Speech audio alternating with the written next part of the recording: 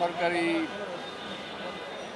উপদেষ্টা গিয়েছিলেন ম্যাডামের সাথে দেখা করতে, তখন উনি বলেছিলেন আল্লাহ বিচার করবে, কারোর উপর কোনো প্রতিহিংসা নয়। আমি একটা কথা বলতে চাই, আমাদের জীবন থেকে যেভাবে এতগুলো বছর কেড়ে নেওয়া হলো, আমরা দুটি এলাকা থেকে আলাদা আলাদা আপনার এলাকা থেকে আমরা আমাদের নমিনেশন পত্র ক্রয় করতে গিয়েছিলাম। স্বাভাবিকভাবেই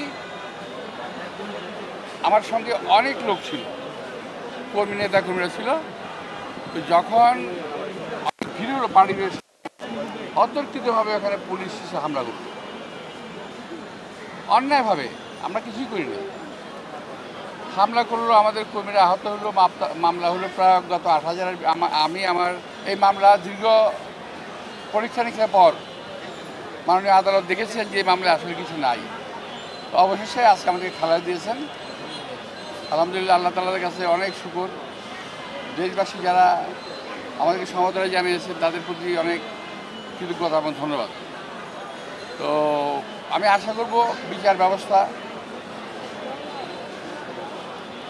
আরও সুন্দর হবে, আরও স্বাভাবিক হবে, আরও গতিশীল হবে। আমাদের আরও মামলা রয়ে গেছে, আমার এই একটা না, আরও অনেক মামলা আছে আমার বিরুদ্ধে।